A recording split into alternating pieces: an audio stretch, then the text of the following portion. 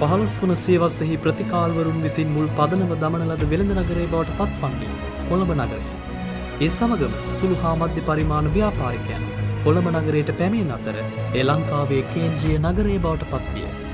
කොළඹ නගරය ආර්ථික කේන්ද්‍රස්ථානය බවට පත්වීමත් සමග ඇති වූ ජනාකීර්ණත්වය, අවිධිමත් ඉදිකිරීම හා පදික වෙළඳාම හේතු කොටගෙන විශාල රථවාහන තදබදයක් මෙන්ම නගරයට පැමිණි ජනතාවද දැඩි පීඩනයට ලක්විය.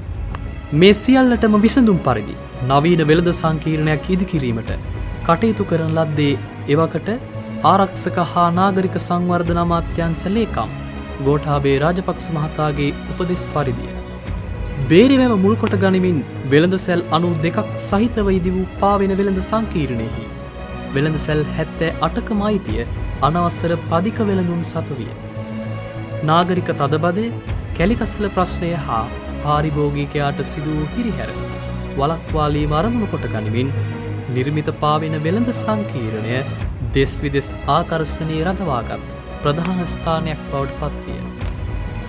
ආරම්භයේදී කේන්ද්‍රයේ අරමුණු ඉටුවෙමින් පැවතියද අධ්‍යන්තය වන විට මෙහි අරාජික බවක් දැකගන්නට හැකිය. එය නාගරික ජනතාවගේ සමාජ ගැටලු රැසකට මඟ පාදන්නා වූ තෝතැන්නක් බවට පත්ව තිබේ. නාගරික මෙන්ම ග්‍රාමීය ප්‍රදේශවලින් පැමිණෙන ජනයා වර්තමානයේ වන විට මෙම පාවෙන වෙළඳ සංකීර්ණය තුළට පිවිසීම ඉතා අඩු බවක් දැක්වෙන අතර ඒ හේතුවෙන් මෙහි මුල් කාලීනෝ පැවති කඩානු දෙකෙන් වර්තමානයෙහි විවෘතව පවතිනුවේ කඩකාමර 35ක් පමණි. මෙය වෙළඳාමේදී වෙළෙන්දන් මුහුණ දෙන ප්‍රධාන ගැටලුවක් බවට පත්ව ඇත. වෙළඳ ජනයා පවසන පරිදි පාවෙන වෙළඳ සංකීර්ණය පිළිබඳව ජනතාව තුළ පවතින නොදැනුවත් භාවයත් පාවෙන වෙළඳ සංකීර්ණයට පැමිණෙන ජනයා වාහන නවතා තැබීමට සුදුසු ස්ථානයක් නොමැතිවීම සේම අධ්‍යන්තය වන විට පෙම්වතුන්ට පාරාදීසයක් බවට පත්ව තිබීම නිසා දෙමාපියන් තම දුවාදරුවන් රැගෙන මෙම ස්ථානයට පැමිණීමට අකමැත්තක් දැක්වීමත් ආදී වූ කරුණු හේතු වී තිබේ. පාවෙන වෙළඳ සංකීර්ණයේ මූලික පාදම් බවට පත්ව තිබෙන්නා වූ බේරවැව මෙහි ප්‍රධානතම අංගයක් වන අතර වර්තමානයේ කඩකාමර තුලින් නිවතලන අපද්‍රව්‍ය බේරවැවට එක් කිරීම නිසා බේරවැවෙන් දුර්ගන්ධයක් හමා යනු ලැබේ. ඒ හේතුවෙන් හංසපෝට්ටු ව්‍යාපාරිකයන්ට තම ව්‍යාපාර කටයුතු නිසි පරිදි කරගෙන යාමටද නොහැකිව පවතී. පාවෙන වෙළඳ සංකීර්ණය තුළ පවතිනා වූ අක්‍රමවත් කැලිකස්සල බැහැර කිරීමේ ක්‍රියාවලිය පදනම් කොට ගනිමින් අද බේරවැව ඉවතලන පොලිතීන්, යෝගට් කෝප්ප, විවිධාහාර කැබලි වලින් ගහණය වූ ස්ථානයක් බවට පත්ව ඇත. මෙය පාවෙන වෙළඳ සංකීර්ණයේ අලංකරණය සම්පූර්ණයෙන්ම බිඳ වැටීමට හේතුවක් වන අතර සංචාරකින්ගේ අවධානය අඩුවීමටද මෙය හේතු වී තිබේ. පාරිභෝගික ජනයාගේ අවශ්‍යතාවන්ට සරිලන පරිදි භාණ්ඩ විකිණීම උදෙසා නිර්මාණය කරන ලද කඩකාමර වර්තමානයේ වන විට ගිලා බැසීමේ තර්ජනයට ලක්ව ඇති බව දක්නට ලැබේ. ඒ හේතුවෙන් අච්චාරු වෙළඳාමේ යෙදෙන වෙළෙන්දන් පවා සීමා සහිත වී ඇත. විශාල ජනගහනයක් ඉතා ලංලංව ඉතා සීමිත භූගෝලීය ප්‍රදේශයක් තුළ පදිංචිව සිටින විටදී ඔවුනට විවිධ ගැටලුවලට මුහුණ දීමට සිදුවීම සාමාන්‍ය තත්ත්වයකි. මෙසේ සකස් වූ කොළඹ නගරය තුළ නිර්මාණය වූ පාවෙන වෙළඳ සංකීර්ණයද අධ්‍යයනය කරන විට සමාජ ගැටලුවල කේන්ද්‍රස්ථානයක් බවට පත් වී ඇති ආකාරය දැකගත හැකියි. පාවෙන වෙළඳ සංකීර්ණයේ කඩහිමියන් පවසන පරිදි රාත්‍රී 10-12 පමණ වනතුරු ඔවුන් වෙළඳාම් සිදු කරනු ලැබුවද වර්තමානයේ ඒ රාත්‍රී 7-8ක් දක්වා සීමා කිරීමට ඔවුන්ට සිදුව ඇත්තේ මෙවැනි සමාජ විරෝධී ක්‍රියා හේතු කොටගෙනයි.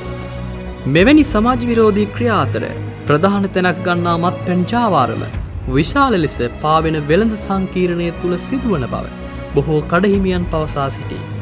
මේ හේතු කොට ගනිමින් විවිධ වූ පුද්ගලයන් පාවෙන වෙළඳ සංකීර්ණය තුළ ගැවසෙන බවද සොරුන් සහ තැරැව්කරුවන්ගේ තිප්පලක් බවට පාවෙන වෙළඳ සංකීර්ණයේ පත් වී ඇති බවද වෙළෙන්දන් පවසා සිටී.